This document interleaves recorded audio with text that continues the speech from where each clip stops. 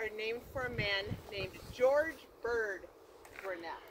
And he was actually a pretty interesting character. If you ever want to read a rather Grinnell obscure Spire. but fascinating biography, there are a couple of George Bird Grinnell. I think that's Grinnell Peak. He was from a well-to-do family that actually Grinnell lost most Falls. of their fortune in the Civil War, but still had enough fortune that he Grinnell was Lake. raised in a mansion on the Audubon estate on the edge of New York City. So interestingly enough, Lucy Audubon, who was the widow of the famous artist who did bird paintings primarily, Lucy Audubon, owned the estate.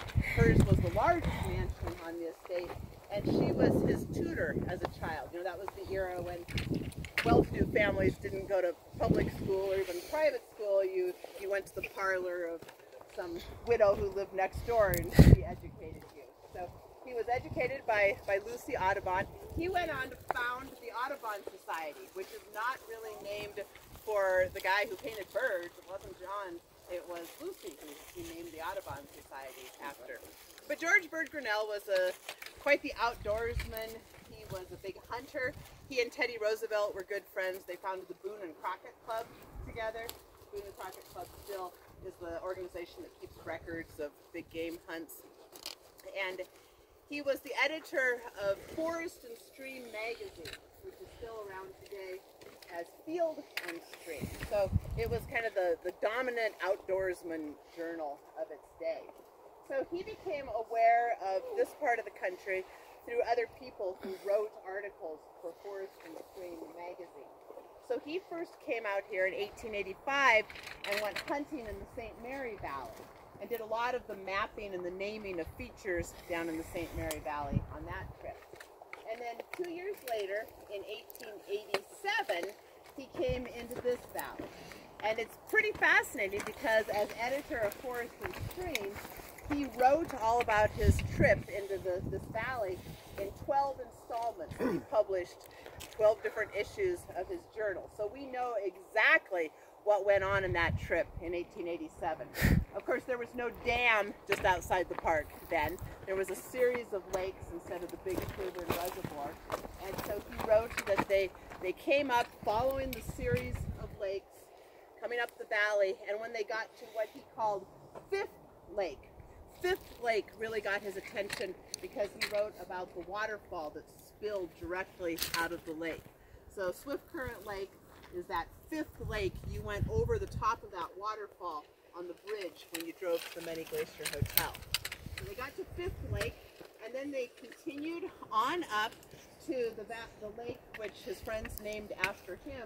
They actually got to Grinnell Lake on horseback, which impresses me with no trail. But somehow they were able to follow game trails and whatnot, got their horses as far as Grinnell Lake, and then they left the horses at the foot of Grinnell Lake.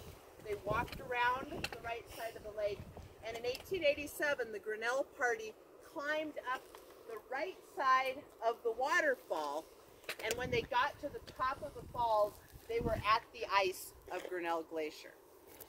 So Grinnell Glacier came to the very lip of that waterfall in 1887.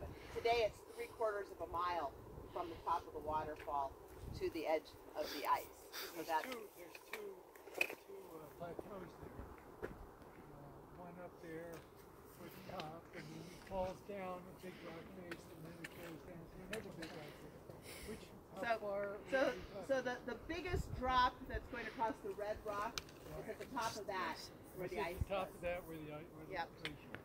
And today we've now gotten to the point where we can see just a tiny bit of Grinnell Glacier. There are actually 3 glaciers in this valley, or 2.5. The smallest one, and it's debatable whether it's still a glacier or not, but the smallest one is Gem Glacier. It's up toward the skyline. Right there. See that little round, it almost looks like a scoop of vanilla ice cream. Gem Glacier. Down up close to the skyline, just to the right of Mount Gould, where Mount Gould hits the garden wall. So that's Gem Glacier, and we really don't think it's an active glacier anymore. It doesn't seem to have enough ice to have the movement. It was still an active glacier 10 years ago. And then we have Salamander Glacier that we were actually able to see from Lake Josephine. That's that long sort of horizontal stretch. Supposedly looks like a salamander shape. Its head Salamander to the left. Glacier. The diorite sill actually comes out from underneath the nose of the salamander.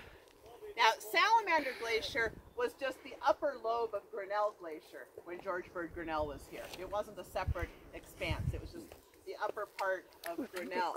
And right now, we're able to see what's left of the upper part of Grinnell. If you look at Gem Glacier, look at Salamander, look below and between them, and you see just a little bit of white that we can just barely see. There it's it actually is. the upper part of Grinnell. The rest of the Upper glacier Grinnell is Glacier. into a basin that's out of sight right now. We'll see it when we get up there. So our next stop is actually going to be our sit-down snack stop, and at that point I'll take out photographs because there's nothing like photography to really get an idea of how this place has changed. We're very fortunate in the Grinnell party had a camera with them. They were hauling a big old box camera with them in 1887. So we have pictures from 1887 until now showing what this valley looked like, showing when Salamander and Grinnell were connected and when Grinnell came to the top of the waterfall. So at our snack stop, I'll take those out and we can pass them around and take a look at them. So again, our next stop will be the snack stop in about 10 minutes.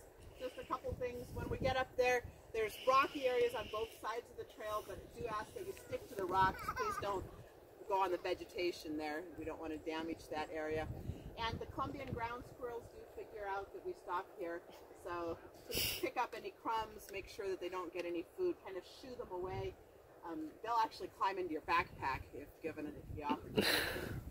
There's plenty of natural food. We don't want them to get chips and whatnot. Plus, it hasn't happened here, but very similar ground squirrels are actually what have carried bubonic plague in some places. So you don't want to get too close to those ground squirrels. So about 10 more minutes and then we'll have that snack stop.